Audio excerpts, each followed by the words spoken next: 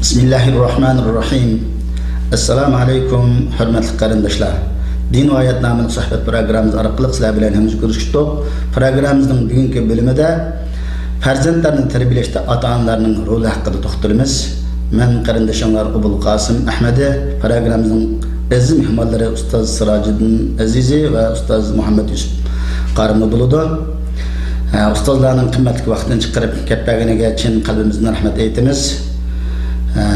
Ustoz Sirojiddin Azim şu anda farzand tarbiyalash bu islomda alayda bu cho'ng hammadan biladi, lekin yana nurg'ulgan ota-onalarningki sal qarayotganligini ko'ramiz. Bo'lib shu o'zimizning chet elda bo'lsin, vatanning ichida bo'lsin, farzandlarningki ilm elishiga ko'ngil bilmaydigan ishlar ko'p bo'layotdi.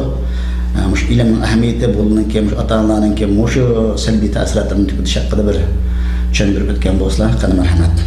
Bismillahirrahmanirrahim. Ko'p rahmat. Endi bu ilim, farzandlarni tarbiyalash, avlodlarimizni o'qitish masalasi bu haqiqatan bizga Alloh tarafidan kelgan bir farz.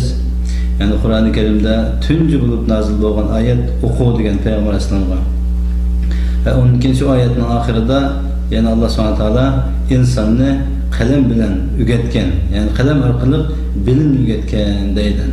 Bu ikki masala ilim, o'rganish, o'qish va bu ilimni qalam orqali o'rganish masalasi, ya'ni Qur'oni Karimning tunji tushgan nozil bo'lgan oyatda o'qishning va ilm o'rganishning ne kadar muhimligi, ya'ni butun insoniyatning dunyo oxiratlik baxt saotining ochqichi mana shu ilm o'rganishda, o'qishda, yozishda ekanligini ko'rsatadi. Yani bu ilimning ne kadar muhimligi, bu ilim o'rganishning insonlarning bu dunyodagi hayoti, turmushi va qiyomatdagi baxt saatininki ochqichi ekanligini bu aql egisi albatta bilish lozim. Ama bunun qarta sus qaraydigan, bilmay qolganlar bo'lsa, buni biz eslatib qo'yishimiz lozimki va bu hamda biz uchun bu dunyo shunday aslimi dunyosi va zakkir fa inna zikra tanfa'ul mu'minin degandek biz o'zimizni va qarindoshlarimizni endi qilishlik mas'uliyatlarimiz ustida eslatish lozim. Şunun için bu ilim dünyası desak, bu ilim, yani Peygamber Aleyhisselam'ın hadislerinde, Kur'an-ı Kerim'de devamlı ilim buna ait köp çakırılgan. Hatta Kur'an-ı Kerim'de bir kanç ayette Allah SWT insanını Allah'ın sunuşunun burun şu Allah'ın hakikatini biliş lazım ikenli ki bir ayette fe'lem ennehu la ilahe illahu diyen ayet var mı? Şunu duydun sen Allah'ın yalğız yegane ekanligi ve çoxunuşqa layık başka ilah yok ekanligini bilginde şu bilishni şu kelime şehadatdan burun keltirgan. Onun için Peygamber Aleyhisselam'ın ait köp hadisleri var. İlim talep qilish her bir Müslüman er ve ayolga farzdir. Demek yani ilim talep qilish farz iken bu farzni har qanday inson qilish lazım. Yani bu ilim talep qilish desek, bu ilim dunyolik ilim, ahiretlik ilim, hemmisi o'xshash ilim. Ama biz Müslüman için en muhim bo'lgani ahiretlik ilim. Ahiretlik ilim degani faqatlam inson o'zining kimligi, nereden paydo bo'lganligi, nima ish qilganligi, o'lgandan nega boradiganligi. Yani bu şuna o'xshagan bir qancha turli savollarga javob tepib, o'zining haqiqiy yaratquchisi kim ekanligini, Allohning haqiqiy ilah ekanligini, bütün dünyanın yaratquchi ekanligini bilish bu inson uchun eng muhim bo'lgan, eng oddiy bilishga tegishli bir masala. İnsan o'zining kimligini bilgandan keyin albatta o'zining rolini, bu dunyodagi nima uchun yaratilganligi va boshqa ishlarni ham biladi. Alloh subhanahu va taolo Qur'oni Kerim'de insanlarni faqatlam ibadet uchun yaratdim degan. Ama ibadet türleri nima desa, ibadet türleri şu dünyani güllendirish, Allah'ınki bu dünyadaki qo'ygan qonun tüzümleri ve insaniyetdeki insanlara faydalı bo'lgan nurg'un ishlar, hatta şu dünyani güllendirish, taraqqiy qildirish hammasi şu ilim qatoriga kiradi. Shuning uchun ilmning ne kadar muhimligini biz yaxshi bilishimiz ve aynı vaqtda o'zimizni, ailemizni, avlodlarimizni yaxshi tarbiyalash bilan birga şu ilim quroli bilan qurollandirish bizga mecbur. Eğer biz ilim bilen özümüzü kurallandıramasak, avlatlarımızı yaxşı o'qitanmasak, tarbiyalanmasak, bizning bu dünyada hech qanday rolumuz olmaydi, hech qanday o'rnimiz olmaydi.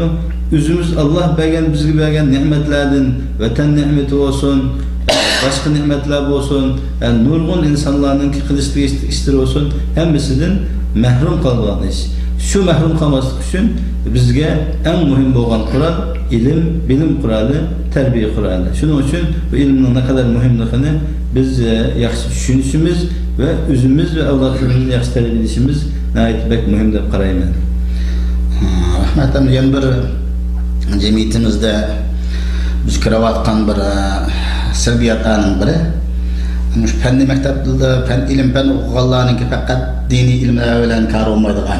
Dinde bununki nöl halette kapkagan. Bazılarınki dini tarafta odaya yetişken bolsa mı cemiyetki faydalı, mesela doktorluğu, injinerlik, başka fen teknik ilimlerge sal qaraydıgan oyunda işlerini kiravatımız. Elbette Kur'an-ı Kerim hadis-i şerifteki ilimler ende insaniyetke hizmet kıldıgan evvel muhim onun aldıda üzerindeki ilahine tunuyduğun ilimden taatip cemiyetki insan faydalı ilimlerin hemisi öz çıkalı Kur'an-ı Kerim hadisindeki ilimler tarafka ilimler. Bu vakti biraz düşünüyorken bozla. Yani şu ilim desek bu ilimden asası dini bilim degen dedik ama dini bilimde hem adam alim bulup dinde alim buluş şart emez. Normal insanlar bir kişilik Müslüman buluş arkalık mı özünün bir kişilik hayatını ötküzüdü, fenni bilimlerden, zamanıvi bilimlerden bilim bilgenleydi ama meyil kançı doktor olsun, injiner olsun ve başka sahada alim olsun o özünün dini bilen hiç kadar zıt emez. En başta insan özünün hakiki bu yaratkusu olan Allah'ın tunusa ve şu boyunca özünün normal hayatını elip mansa meyli başta degендek tibbi bilimler olsun ya ki başka tabii bilim fenler olsun ve her kandak bir ilimni ügensin insan onun da hiç kadar İslam'dan çeklemesi yok. Bilimin dairesi pek kârı. Ama dini meselede her kandak bir Müslüman, üzülmen Müslüman deydiken İslam'ın en addi şartları boğan, üzünün akidesi, İslam'ın asasları, imanın asasları, mesela İslam'ın 5 asası var. İmanın 6 asası var. Muş asaslarının hemini ügünüp bir kişilik addi bir Müslüman olsa onunkin dünyanın qaysı bilimlerini ügünüp qaysı bir seviyeye yetse bu İslam onun zıt emez. Hiç kaçan karşı çıkmaydı. Ama üzü insan kançı alim kessin. Üzünün yaratkan ilgisi Allah'ın tunumusa bu vaxtıda ondan ilimden insanga hiç kandak netice vermeydiğanlığı, eskatmaydiğanlığını görürüz. Şunun için insanlar başta üzülünki ilahine yaratkan ilgisi Allah'ını yaxşı tunuşu, onunkin bu dünyanın bilimlerinden, terakkiyatlarından, tekniklerden halıganca uzaklansı bulurdu. Çok rahmet. Ustaz Muhammed Yusuf Karime'nin şu ata-analarınki mecburiyetleri prezentiki karta bu vaxtı bir düşünüyor bitken boslar. Bismillahirrahmanirrahim. Elhamdülillahi Rabbil alemin. Ve salatu vesselamu ala eşrefil murselin. Seyyidina Muhammed ve ala alihi ve sahbihi ecmaîn. Endi ata-analarınki ballağa karta mesuliyetini desek nayte çoğun xatarlik ve şereflik bir mesuliyet. Peygamber sallallahu aleyhi ve sellem degan kullukum ra'in ve kullukum mes'ulun an ra'iyetihi. Yani her birinin mesuliyet ilgisi. Her birinin üzerinin kulağının astıkilerden mesul. Yani öyünün ilgisi boğan ata-ana balalarının işlerden mesul diyen bu dendi. Endi balalar Allah Teala bergen şereflik bir amanet ve bir sınak. Yani bir ayette innema amvalukum ve avladukum fitne deydi o. Sizlerin pulmenler ve ballarınlar bir türlük sınak. Bu sınak kürvatımız ki yani nurgun adamlar balaları sebeplik muş dünyanın kürvatının nurgunluğu bəxtlik, köngünlük yaxşı yaşaydı. Nurgunları afsus ki balları sebeplik nurgun balay apatlar, kıyınçılıklarga, şunda bir köngülsüzlüklerge, bəxtsizliklerge uçraydı. Şunda bir sınak. Bu anda insanların ki hemmesi yaxşı qilish ya yomon qilish o'zimizning qo'ldagi bir ish hamda xuddi bolalar bizga berilgan bir ko'chatga o'xshash u ko'chatni tub-tuz o'stirsak o'zimiz shunda o'stiramiz agar o'stirsak o'stiramiz o'zimizning qo'ldagi bir ish hamda Balalar onun üstüge hem de xuddi oppoq qog'ozdek ularning qalbi oppoq qog'oz. Bu qog'ozga ham de kim dastlabki binasi yozsa, keyin har qancha o'chirib onun üstüge binasi yazsa, aslında burun yazılığını qilib qoladi ham bu. Bu tajriba ham masalan o'zimizniki yashagan hayotimizni şunuğa tatbiq şunda qildigan bo'lsak hamda biz kichigimizda masalan men kichik vaqtimda shu o'choq deganda biz kichik vaqtda masjidda 79-yili ochilgan, masjid ochilishdan burun hammada uyda namoz o'qiydi. Dadamning aşı 5 vaqt namozga o'qigan aşı sürülere, hozir oxiratda namoz sürülere o şu burun yodlagan, kichigim yodlagan o'sha atrofliq. Keyin ustozim meni qari qilgan ustozimning o'qigan duoni ulug' o'qiydi. Şu dualarınki aşı hazırmı aşı tekstleri öz eyni nimede qalırlar. Bu bir adli bir misal qalbiga qanda o'nab qaldıqcha kichik uçaq biz nayt kichik vaqtimiz yani 7-8 yaşdaki vaqtlarımız endi. Aşında ta'siri cho'ng endi. Endi biz balalarni maktabga birimiz deymiz, shu maktabga birish kerak. Har qanday yerda maktabga birish, maktab endi ilm o'rgatadigan ya har qanday inson maktabga boradi, maktabga berish kerak. Ama mektepni biz bunda doğru düşünüş gerek ki mektep degan bilim beradi o insanlarga. Bazı ahlak narsani o'rgatish mumkin, ama adam qilish, aile qiladi onu. Mektep adam, mayli islom mamlakatlarida olsun, mayli biznikidek artistik ders o'tgan bizning vatanimizdagidek mekteplar olsun, mayli boshqa g'arb dunyosi bo'lsin, mektep insonni inson odam qilmaydi, aile qiladi. Shuni Alloh taolo mekteplarni hisob olmaydi, o muallimlarni o'zininki majburiyatidan olib zaten şu ders ki, ama ata-onalarning balani inson qildingmi, nima qilding deb hisob oladi da. Onda bo'lgandan shu maktab eshigi tushishdan burun bala yana bir hadisda Rasululloh sollallohu alayhi vasallam ballarning tilini la ilaha illalloh Muhammad rasululloh degan kalimani aytinglar degan gapda. Bu nayt muhim gapda bu. Iymon bilan aytinglar. Bularning tili iymon bilan aytilsin, diligimi dastlabdan iymon o'nsin, shu urulashsin. O şunda uğurlaşmanın Pulat'tak şunda uğurlaşıydı ki o çıkıp ketmeydi hem de o küçük vaxtadır şunda uğurlaştı olan. Bu tecrübeler resmi yaşayan özümüzdeki yaşayanlarımızı desek bu şunda hem bizim kimlerde kendi mektebi bağdık, mektebi bağın diyen şunda adam maymundan okşay yaratılgan diyen bu okşay çık yapılık hergen ki biz tadımızı bu şunda deyip etsek doğramaz olanı diyen ola aşı bula atizm fikri bu sana bizim aşı ünlü üretkenimiz duruz şeyler şunda könlümüzün aydınlığını kılattı. Şunu okşay şimdi hazır aşı tatbiq oldu şu işlemci anda hazır onundan burunqi biz yaşayan 80-ci yıllardan hazır ahvalını diş ketmeydi naydı. Pek eğer ballarımızın resmi emdi aşı atizm qilish itiqadını soğurup eliş kalbiden qalbiga boshqa narsalarni yerlashtirish uchun tirishilib endi. Shunda bir vaqtdan o'shunda bir muhim bir vaziyatda ata-onalarning roli nihoyat cho'ng. Ata-onalar buni g'aflatda qolsa Alloh taologa hisob bermaydi. Buni hisob bermaydi. Nihoyat eg'irchamdi. Shunga maktab berishdan avatishdan burun balalarning qalbiga iymon islomni kirgizib avatish, maktab borgandan keyin bu kelgandan keyin balalarning qanday dars o'qiydi? Haftada bir qatim emas, har kuni. Haqiqat mayli ata-ona savossiz olsun, balama o'qigan narsani o'qib hemen tinchaydi. Hiç olmasa. Aşında qilib, aşı balalarni tekshirib turib, axloqida, itiqodida, iymonida, bunda g'ayri narsalarni mingiski kirgil qo'ygan bo'lsa, ahvol bundaq deb tushuntirib berib, undan boshqa narsa matematik deymiz, adabiyot deymiz, u narsa deymiz, endi maktabdan oladan uni foydasi bor. Ashunda cho'ng bir mas'uliyat endi bu. Endi nurg'un odam o'ylaydi, o maktabga borgandan keyin hatta islom maktablarida bo'lsin, maktab deganda zaten inson olimlar chiqadi, mollalar chiqadi, o'g'illar chiqadi, durust binas o'rganib chiqadi.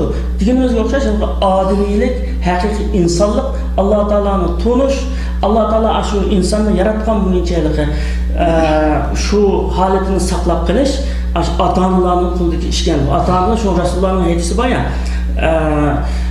balalar yaqinda tug'ilgan buvoq İslam'ın kabul kıldığı halde tuğuludu, ata-anasını ya Yahudi kılıyordu, ya Hristiyan kılıyordu, ya Mecusi kılıyordu deydi.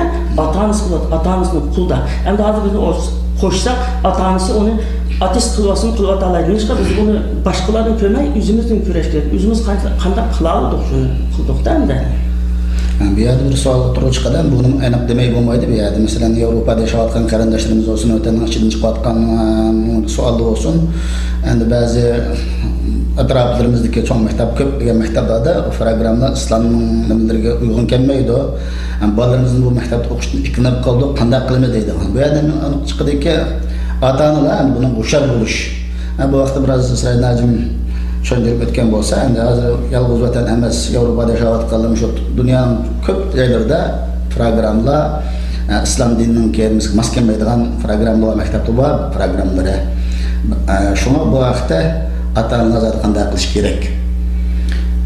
Bu masalada aniqdaki mayli Yevropadami bor edi bu masala. Aniqdaki qizlarni yog'liqsiz maktabga yo'l qo'ymaydigan, u diniy e'tiqod bilan birlashmagan, unga chaq qo'ymagan vaqtdami, aniqdaki bir islomiy kiyinish, musulmoncha hayot yashagan o'quvchilarni fikrini qo'ymaydigan, maktabga kirib qo'ymaydigan. Ayni ahvol bizning vatandami ig'ir bo'layotgandi. Bundan bir ahvol ostida nima qilish kerak degan savol paydo bo'ldi. Buningda biz aniqdaki o'quvchilarni, ota-onalar bolalarini o maktabga bersin, bu maktabga bermasin deyish mumkin emas. Har bir zaman va makon o'rinning o'ziga loyiq bir sharoiti, shu sharoitning taqozosi bo'ladi. Ammo insonlar, xususan ota-onalar o'z bolalarini yaxshi tarbiyalashi, haqiqiy yaranib odam qilish majburiyati bor, qarim degandek.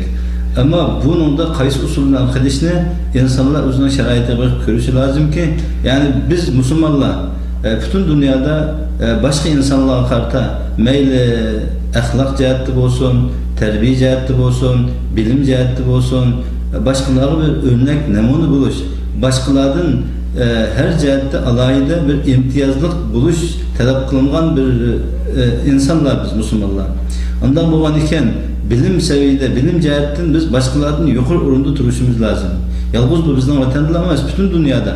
Ama bizning xalqimizning ki mas'uliyati, majburiyati boshqa millatlarga qaraganda nechasi yuqori bo'lganligi uchun mayli vatanimizdan ichida bo'lsin, mayli sirtida bo'lsin, biz millat, xususan Uyg'urlar bu ilm dunyosida favqulodda cho'ng tirishimiz, favqulodda yuqori seviyelarga yetishimiz, haqiqiy olim bo'lib, o'zimizning kimligini isbotlash orqali o'zimizning haq-huquqlarimizga, mayli diniy haqlarimiz olsun, başka erkinlik haklarımız olsun, siyasi haklarımız olsun, iktisadi, ictimai hukuklarımız olsun, bunu kol keltirişiyordu. Biz bu ilim arkalık tirmişip bu dünyaya özümüzü kösetmesek, hukuklarımızı kolumuz almasak, bizden başka çaresiz çıkış yolumuz yok. Şunun için meyil bu dünyada nemiş kılaydık, bu ilim arkalık kılmasak işimiz akmaydı, gepimizim akmaydı. Şunun için meyil ata-analar olsun, mayli avlodlar bo'lsin, buni yaxshi bilishi, o'z avlodlarini eng yaxshi ravishda tarbiyalash, endi hatto hukumatning maktablariga bermaymiz. Bular ayniq otizm tarbiyasi bilan, xudosizlik, dinsizlik bilan Allohga inkor qilishni tarbiyalaydi deydi. Agar unda bo'lgan bo'lsa, biz uning o'rniga mayli diniy ham dunyoviy, zamonaviy texnik bilim oladigan bir maydonni o'rtaga chiqarishimiz va uning o'rniga undan yaxshiroq bir chiqish yo'lini tanlashimiz lozim. Agar unda qilolmaydigan bo'lsak, biz o'zimizning bor sharoitimizdan eng yaxshi ravishda foydalanib, ham bolalarimizni zamonaviy ilm bilan qurollantirish bilan birga o'zining axloqi, aqidasi, mayli diniy va milliy kimliklerini saqlab qolishga kuch chiqarishi lozim. Bu her bir insonning bir kishilik majburiyati. Agar bu majburiyatlarni ado qilolmadikmi, biz ham bu dunyoda, ham u dunyoda ziyon tortishlardan bo'lamiz, ahvolimiz qiyin bo'lib qoladi. Rahmat, bu oxirida Ustoz Muhammad Yusufxon bir fikrini bersin. Şu anda balalarımızın zaten biz maktabdan ağırıp öyde biz onu terbiyeleştiğimiz olmaydı. Bunda halette bugünkü bir nazik halette bulavatqanda ata-ana yani özünün rolüne. Mesela başlangıç mektepte okuyan balalar olsun, âli mektep, şıkkırlık öğretip ketken balalar olsun, anada da buluş sütüyle o balalarının itikadını haber edip tuvalaydı. Bu vakitte size bir ata-ananın ki yani muşakını dikkat kılış hakkında bir uçuklu bir ötken bolsa. Yana aşını tekrarlayınız mesela bu aile cemiyetinin ultimi dedikten de cemiyetinin ulu, asası aile deydi, mektep demeydi. Aile insanı insan kılıp yetiştirdiğin yer aile. Anda oğanı gene mektepte beğensin ya beğenmesin o şaraitini halk yüzü bildi, şaraitini qarab yüzü iş qıldı. Ama mektepte bir iş gerek, bilim eriş gerek. Biz bilim almasak dünyanın ahırda qağımız qağan. Hazır dünyada hem iş bilim bilen buluvatıdı. Onu diş ketme İsrail'in yeterlik deyilən bunu. Şuna bilim erişimiz gerek. Ama bunu bilim alaylı mektepte bireyli desek ballarımızın mühindağlığı dinden çıkıratıdı, atizm terbiyeleydi de mühindağ deyimiz. Biz ata-ana nemiş qilib qolamiz undaqda. Onu zaten meyli o hazır o atizm ders biritgan maktab ekan islomiy davlatlardami, islomiy mamlakatlarda Saudiya Arabistonidami ata-ana balni uyning ichida abdan iymonli, insofli, halol haromni yaxshi o'rgatib, uni maktabga avatidi. Ata-ana uni o bala mesela maktabda o'qigan o narsasi ancha nima o narsasi ancha qolmaydi o. Aş ata balının iki ko'zi, ikki dona aparat deydi. Aş ata-onasining yurish-turishi, gap-so'zi, muomalasi bütün ishlarni ayni xotirlab nimaga ep turib deydi. Aş ata-onasi qanday bo'lsa shuni ko'paysa bo'ladi bu bala. Endi ata-ona o'zing shu ba'zi tarbiyachi deydi. Sen balalarimga tarbiya qilman demagan, o'zingni tarbiyalagan aytdi deydi-mi? O'zingni tarbiyalagan shu balalarim yaxshi bo'ldi demak endi. Demak endi biz ata-ona o'zininki shundan eg'ir sharaflik mas'uliyatini bilish kerakki, bular mush asrlarda, mush zamonlarda vatanimizda ata-ona mas'uliyati shunchalik eg'ir hamda balalarni beshi kallasi bo'sh appak qog'ozdagi maktabga bergan ata-ona Alloh taolaning oldida javob berib bo'lmaydi. Bu eg'ir jinoyat. Balani faqat qurbon qilayotganlik bo'ldi. Chunki bu balaga shunday Alloh taolo biz shu shunday bir umid qilib berganki, balalarimizga biz nimani singdirsak singdira olamiz. Qanday tilni o'rgatib, qanday tilda masalan biz Uyg'ur bo'lsak Uyg'urcha tili chiqadi, arab bo'lsak arabcha chiqadi, turk bo'lsak turkcha chiqadi tili. Demak, bizga shunday, ya'ni bizga shunday bo'ysundirib beraylikda, biz nima rolimizni joriy qildirmaymiz shuni Naqshimizni undan til chiqqandan ko'ra iymon bilan, islom bilan bunda til chiqishi kerak. Uning uchun ota-onaning eng chong mas'uliyati ham shu bolalarga iymon, islomni o'rgatish, halol haromni tushuntirish, ya'ni bolalarniki ig'izidan haromni qat'iy o'tkazmaslik, chunki u aqlini bulg'aydi.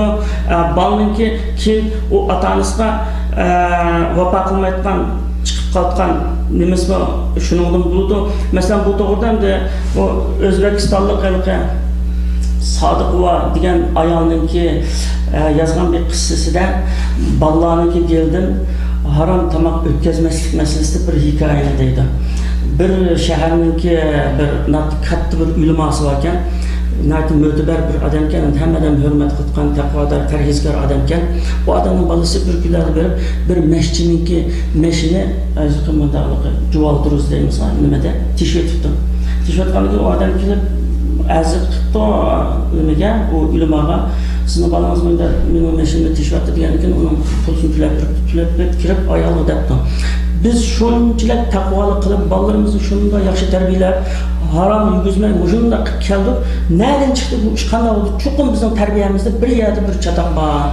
Tashriqni bilgandim, ayol deydi, "Hocam siz nima ekipajni biz shuni yedik? Harom akaldingizmi, halol akaldingizmi? Siz ekipajni biz yedik. Biz harom yemedik. O'zingizni tashriqsiz deydigan. Shuni biz bu kecha biz bu o'ylanib chiqaylik deb Ertesi o ayol deyken bir narsa esimga qoldi. Men mush bolaga eg'irayar chog'imda qo'shnilarning uyiga bir mehmon kelibdikan, mehmonni uzitib berish uchun qo'shnilar meni chaqirgandi. Do'stimga shu apelsinni ekib qopdi. Ammo eg'irayardim uchun apelsinni ko'nglim shunda tatdi, biroq uni yengdimidi. Shu yengdimigan ekan men tatini yemedim. Qo'shnilar mehmonni uzatib chiqdi. Shuni bilan endi bu eg'irayar ayol ko'ngil topgan narsani yemasa, bola kam tuklab qoldi deyotgan bir gap bor ekan, shuni qo'rqib men beshimda o'qima yog'liqimdan qilgan bir turadigan bir yengni bordi, shu yengni sanjib borib qoldim. Bir yutum ichib olgan deyotgan, ha, andaqda sizning shu vaqtdagi apelsin hozir mashg'ulotda, shu vaqtdagi yengni bolangizning qo'lida juvaldirib olibdi. Uning cho'ngini Alloh bizga ko'rsatmasin deb tövbe qilib aslında demek demek bu küçük bir adli bir kıssa şunçalik inçikendi.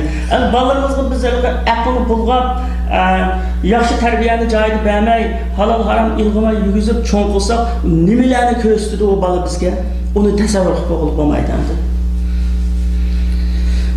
Köp rahmet, hürmetli qarindoshlar. Vaqt münasibati bilan programmamizni bu yerda oxirlashtiramiz. Keyingi bölümlerde uchrashish umidi bilan har biringlar bilan xo'shlashamiz. Xayr, xo'sh, salomat bo'linglar. Vassalomu alaykum va rahmatullohi va barakatuh.